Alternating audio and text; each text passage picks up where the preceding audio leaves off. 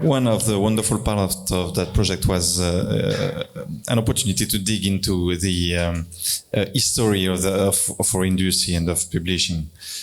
We've focused a lot on image, of course, we focused on structures, but we know that there are still contents that are quite difficult to read almost for everyone, and that's mainly concern. I'm thinking about mathematics and math formula.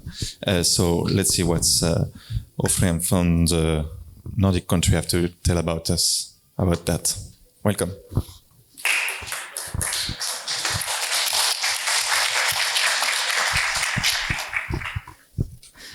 Merci beaucoup de nous avoir invités ici. And that's about as far as my high school French goes, so please excuse me for keeping the rest of the talk in English. My name is Tim, pronouns they, them, and this is my colleague. And I am Karl Adam Tiderman, and we are from the Swedish Agency for Accessible Media in Swedish, Myndigheten för tillgängliga medier. And we are the Swedish agency that adapt and produce the books for accessible books. And our normal year we produce around 4,000 books. Okay, could we have our presentation, please? Thank you.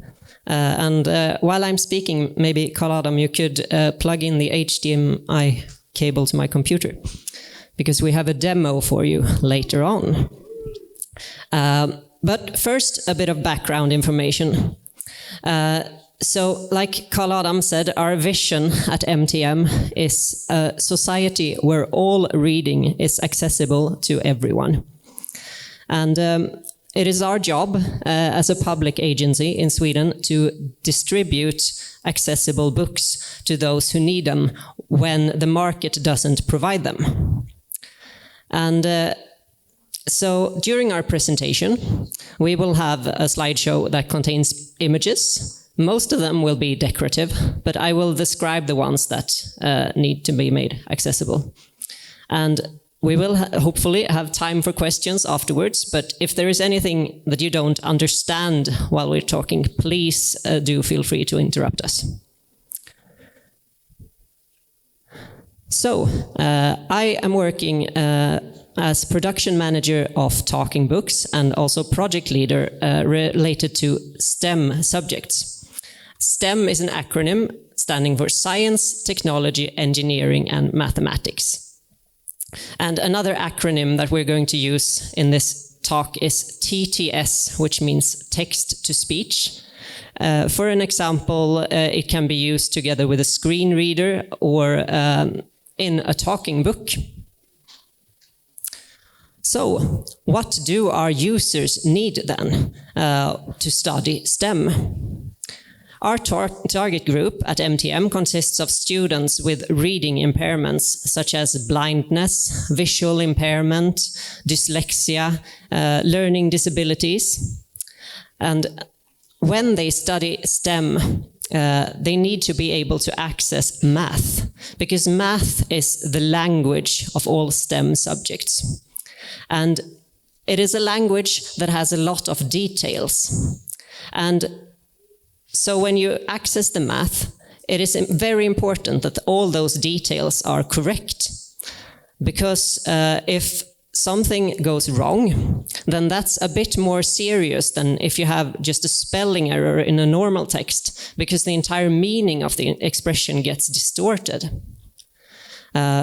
So therefore, when you're converting from one format to another, for example, from a physical book to a digital book, a lot could go wrong along the way and get distorted. So it's very essential to have the math correctly. But it doesn't help to have correct math if you cannot access it. Some need the math spoken aloud to be able to follow along, and some benefit from having it available to read in Braille, while others may benefit from having visual highlighting of the expressions as they read. And still others will benefit from being able to navigate inside mathematical expressions to digest them piece by piece and investigate them.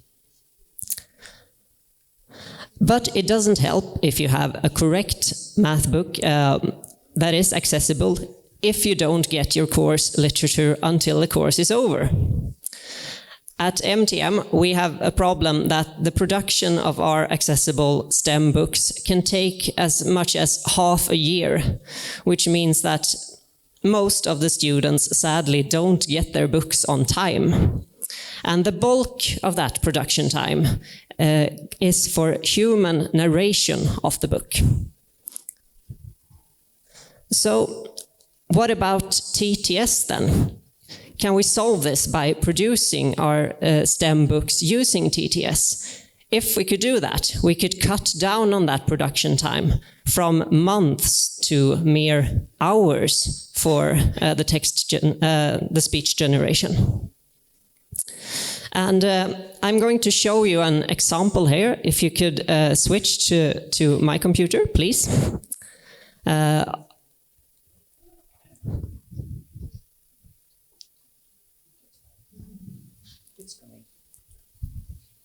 There we go. Thank you. So what you can see here is an EPUB book with media overlays that we have produced using a TTS voice that is going to attempt to read some math to you. So let's see if we can get this going. Quadratic equation of the form ax2 plus bx plus c equals 0. Whose discriminant b2 for AC is positive representing an unknown, with a, b and c representing constants, and with a not equal to 0, the quadratic formula is x equals b plus or minus b2 for AC2a. And those of you who could follow along visually would be aware by now that it did a pretty terrible job. It got worse and worse as the math got more complicated. So what is the problem then? If we could switch back to the presentation, please.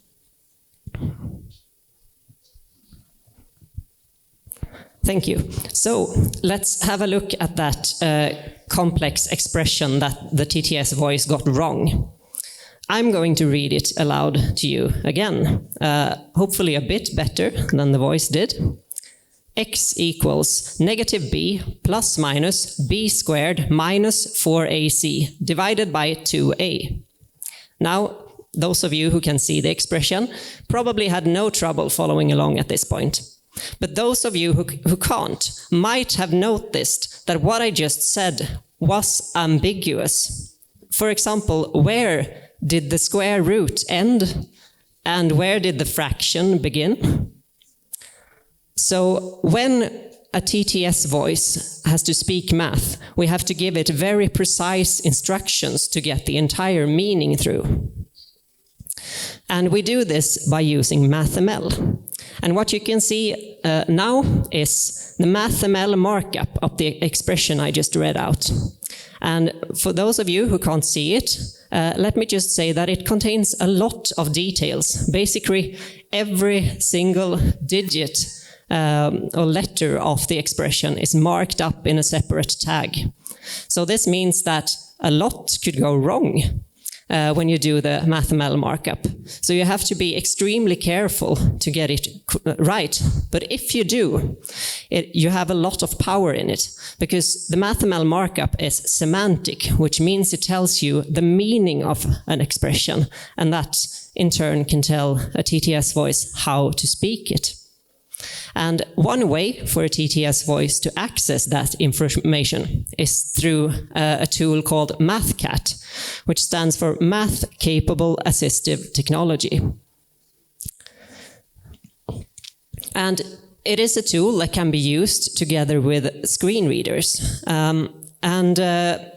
It's free to use, so if you like, you can try it out, for example, together with the free screen reader NVDA. So what MathCAT MathCAT does is that it takes MathML as input, and then it outputs SSML, which stands for Speech Synthesis Markup Language. And that, in turn, you can feed into a TTS engine and get speech. Another thing that MathCAT can do is that it can also output math in the form of Braille and LaTeX, so you can access the math in multiple ways simultaneously. And another great thing about MathCAT is that it is open source, which means that we as public agencies are allowed to contribute to the project. So that's what we've done. We have translated MathCAT into the Nordic languages. The Swedish version is just up and running since last week. The Finnish version is soon about to be finished. And Icelandic, Norwegian and Danish hopefully will come along before the end of this year. And we have used MathCAT to teach our TTS voices how to speak math. So Karl Adam is going to tell you all about that. Thank you. And I work right now as the acting head of IT at the MTM, but I'm also responsible for the system we are using to actually produce and adapt the books. And as I said before, we are trying to make around 4,000 books every year, so we need a system that can automate as much of the process as possible. MathCAT is a really good tool, but we need to have it integrated in our workflow so it actually can just flow, a part of the whole flow. And to make that work, we will need 4 different components. We will, of course, need the TTS voice. And there is a lot of different good voices out there today, especially if you just want to make English math books. But if you want to make books in Swedish, which is a much smaller language, we have believed that the Azure voice from Microsoft today is the best Swedish voice. But it can vary a little bit from different languages. The smaller languages don't get as much time as the bigger one. So it depends a lot on which language you want to do it in. Then we also want a semantic analyzer and SSML injector. And that is also because Swedish is such a small language. We need a tool that can analyze the semantic of the sentence and inject SSML when there is ambiguous for the voice, how it should pronounce some parts of the sentence.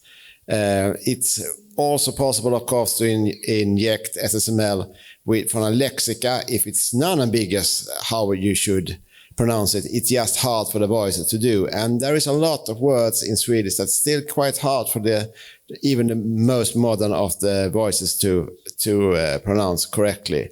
Then we will, of course, also need MathCAT, the MathML transformer, because the voices don't understand the MathML, they only understand plain text and SSML, so we need to transform the MathML to SSML so the voice can understand what it should say, and that is the part that MathCAT fills in this. And finally, we will need a system that holds the whole package together, and here we are using WebBots from the Swedish company TechStock, which are sitting back there. And we are using that tool WebBots to do a lot of different tasks in this workflow. It's doing the conversion, it's doing the validation. It's actually the one that builds the format when we are ready, and it also do this easy lexica handling when it's non-ambiguous what we should insert. We are not using our semantic analyzer because that takes much more time. Then we just take from the lexica and do it a little bit quicker. So with these 4 components, we are ready to show you the workflow. And we have 4 different parts of the workflow. The first one is the pre-processing of the book.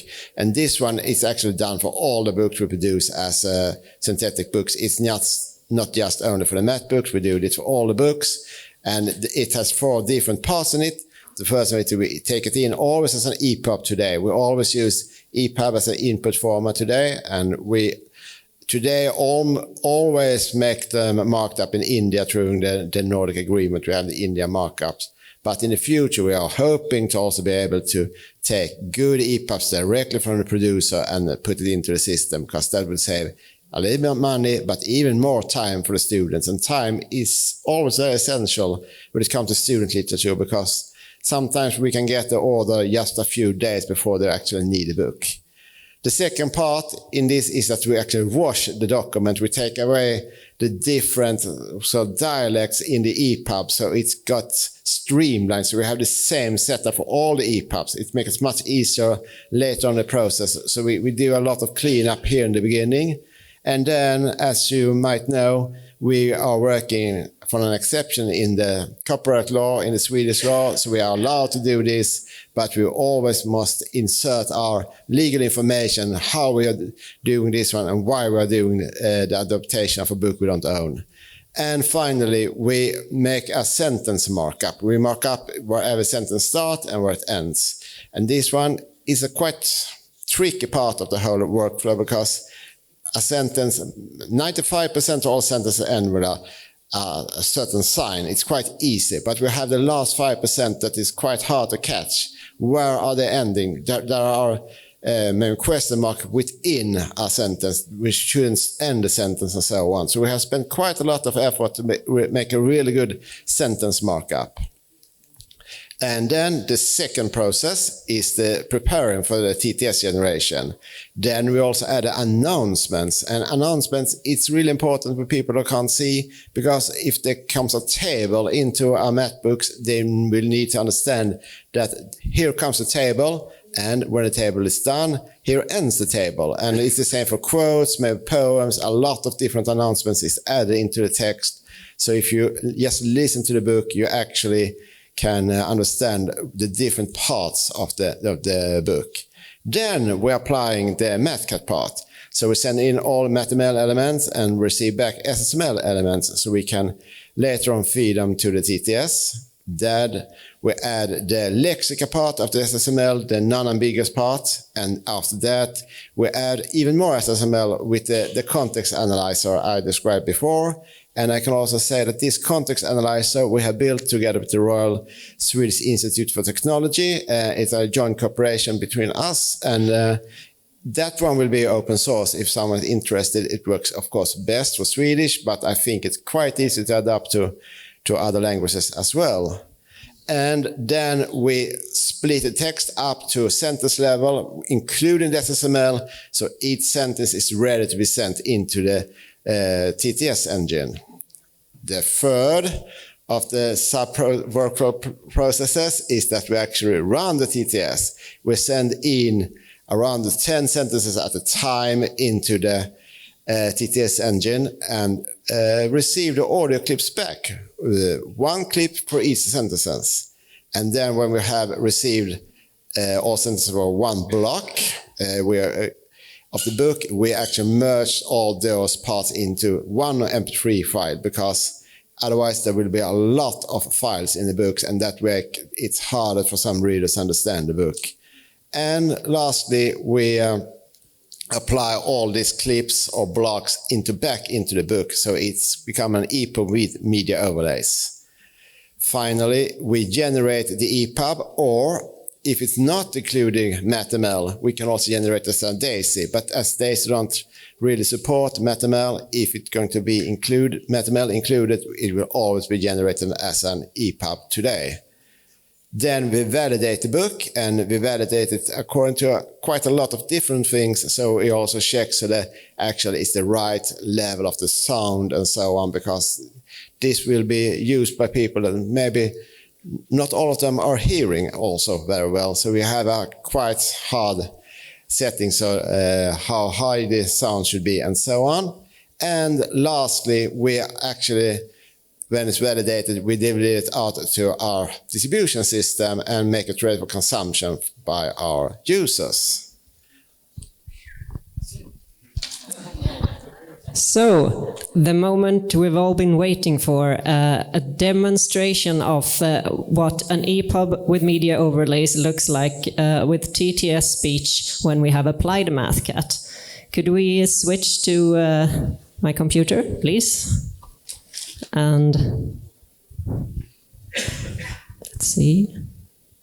There we go.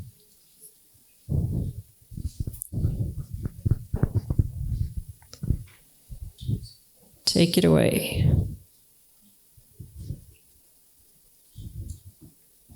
X squared plus bx plus c is equal to 0. Whose discriminant b squared minus for ac is positive, representing an unknown, with a b and c representing constants, and whether it is not equal to 0, the quadratic formula is x is equal to the fraction with numerator negative b plus or minus the square root of b squared minus for ac and denominator 2a, where the plus minus... Thank you.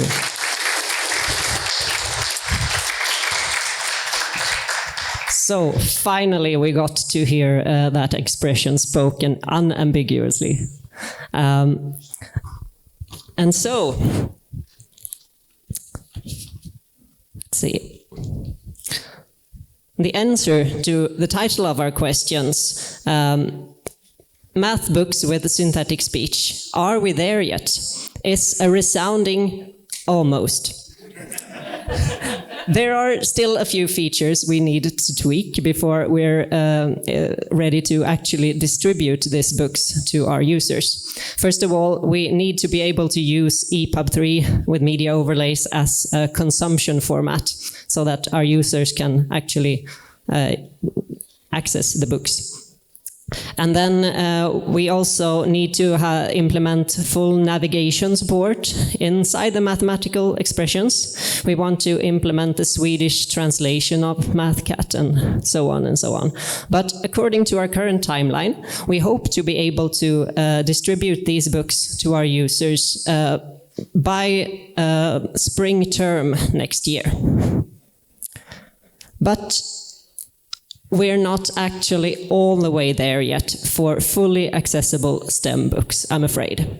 An issue that still needs solving is writing math, because math is a verb. It's not enough to be able to read math. You have to be able to write it too. Preferably in a way that your colleagues, teachers, fellow students can read it as well. And then interactivity is an important aspect, like solving equations. And then STEM books are usually chock full of graphs and diagrams, and they need to be made accessible through, for example, image description, tactile images, multi-line braille displays, or so on. And then there is computer code that needs to be spoken for a coding book, for example, by a TTS voice. And how accessible are application programming interfaces anyway? And probably a lot of things that we haven't even thought of yet. So we're gonna solve this by launching a tech review late this fall, where we will look at assistive technology that has STEM support. Look at the solutions. How compatible are they with one another? How accessible are they? And what does that mean for us in our agency? How can we best contribute to the development from here? And to do this, we need your help. So if you share our vision, which we're pretty sure you do because you're here, then you can help out. First of all, MathCAT desperately needs future-proofing. Neil Seufer, who is the sole developer of MathCAT, more or less, he invented the thing and he has helped us tons with our work in translating it. He always needs help with further development and automation, translation, and so on. So please do get in touch with him, either through GitHub or his email address, and see if there is anything you can help out with. And then we need to test our books with actual users before we go live with distribution. So if you're a STEM proficient user of accessible books, then please do get in touch with us and volunteer if you'd like to test them out. And then if you happen to know of assistive technology solutions with STEM support, please send them our way for the upcoming tech review. So thank you very much for your attention.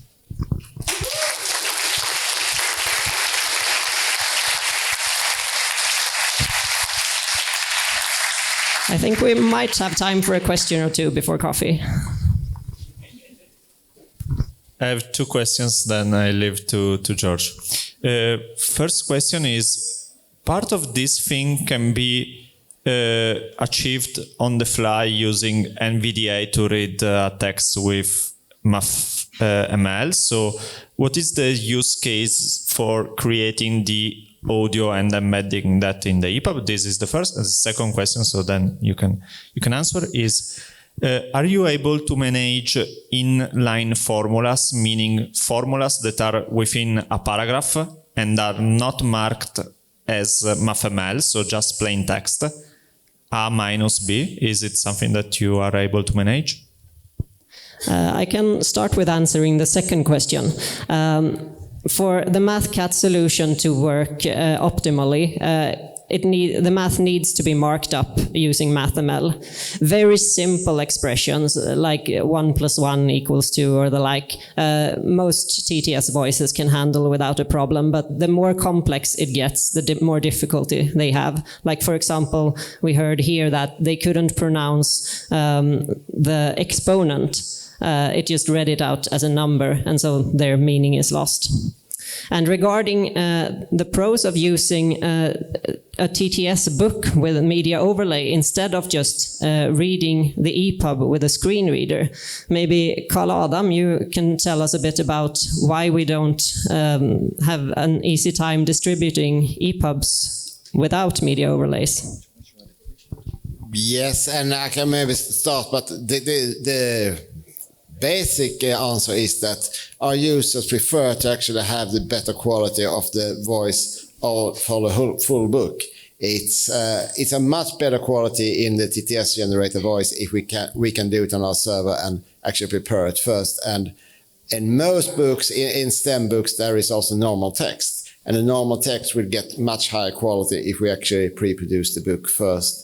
I think in the long run, and I don't know how long the long run is, we will someday get to it. You can actually have it on the other end. You have the generated on the platform, but I don't think we're there yet. I don't think we'll be there for a few more years. Every time we test with our real users, the answer is that they prefer much better quality books, even if they are larger and takes a longer time to stream. That's, I think, it's the question or the answer. Excellent presentation, really, really good. So when you're using MathCAT in the EPUB and you have MathML, I just wanted to point out to people that you can copy that MathML expression and paste it into Microsoft Word, and MathCAT reads it in the same way that it reads it in your EPUB title.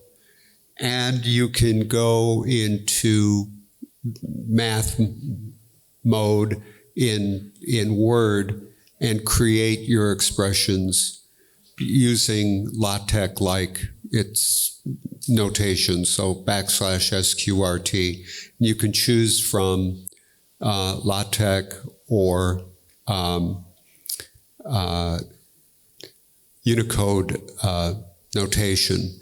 And the working group, we've got a working group that meets every 6 weeks or so. And the next one meets on June 7th.